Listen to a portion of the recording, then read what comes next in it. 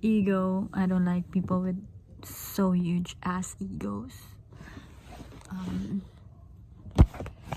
I'm reading this book, Ego's Enemy, because honestly,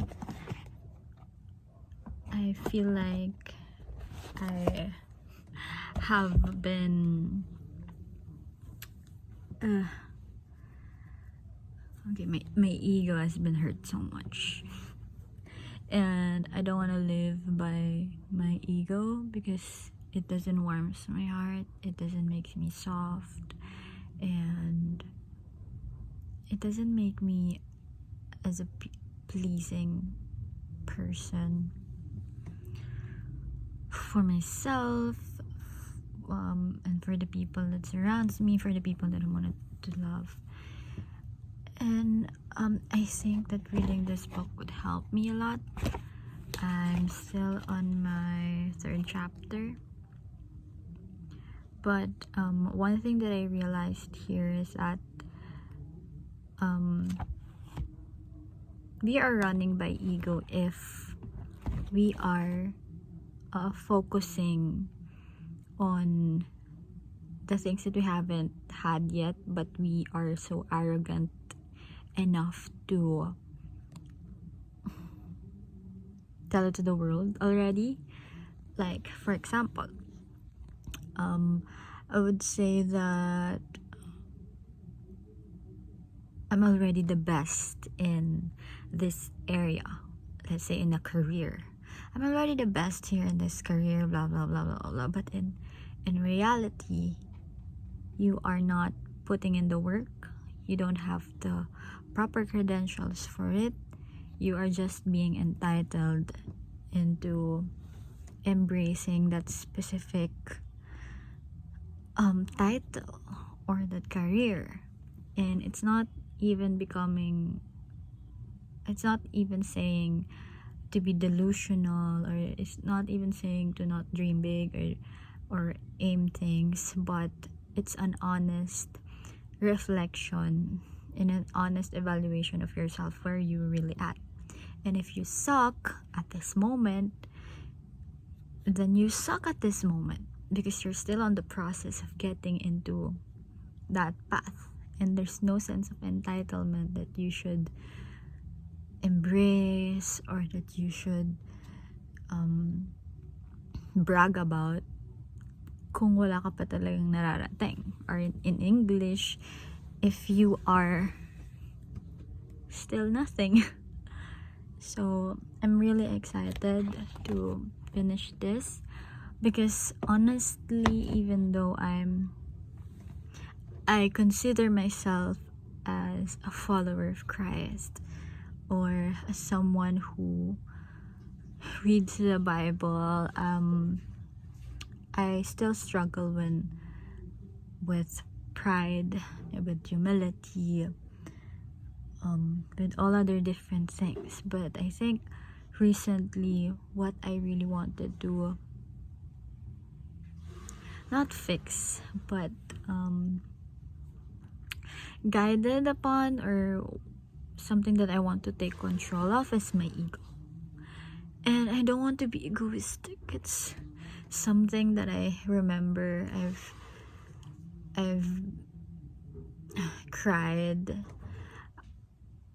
I've teared up about this, tear tore. But this is something that I've been dealing with for a very long time, and I don't want to be egoistic individual. One of the reasons why I made a huge decision to transfer from one thing to another thing that I'm gonna share later on once I'm finished, is because the people that I'm surrounded with are too egoistic, and it's a pet peeve of mine when I encounter people na wala pa naman talagang nararating sa buhay, and you're not even that successful yet in my lens, and why are you so arrogant about it? So I really don't want to be surrounded with people like that. Like, we're all still dumb here in this environment. We all know nothing.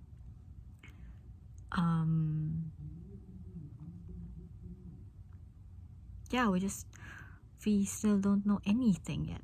So why be arrogant about it? Why not admit that you don't know anything yet?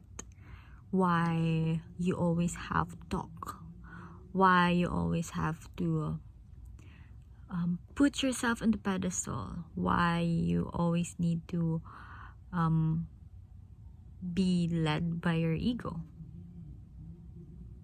What's wrong with the image of being at a low point?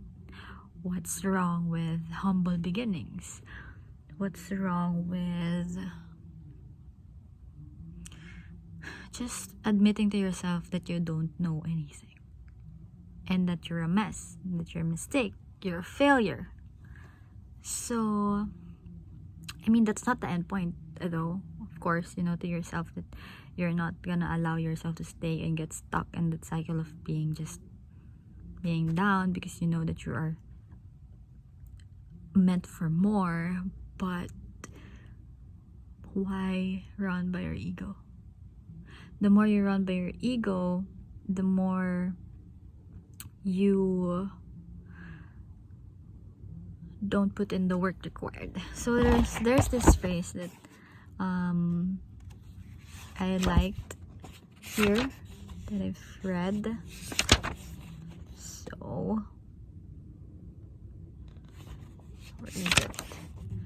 It's more of like putting in the work and less about the image that you are taking care of for yourself. So I really like humble people, and I know that men have this tendency to be run by their egos all the time, but I'm just grateful that when I encountered the men that I dated or entertained in the past, all of them, like most of them that I entertained, was humble. And I like the trait about men. Like, I have this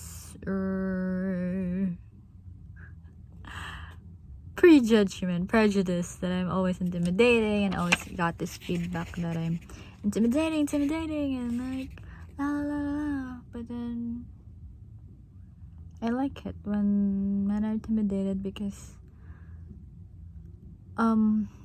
I don't attract and I repel men who are just running in their ego. Okay, maybe this is okay. I don't know if this is it, but this is not it, but I'm gonna read this sentence anyway. So it says here that I hope you will be less invested in the story you tell about your own specialness. You're not special. And as a result, you will be liberated to accomplish the world-changing work you've set out to achieve. So we're all normal human beings. We're not special. You're not special. I'm not special. You are not special. So why focus on thinking about your own specialness? Okay. There's this thing that I've read.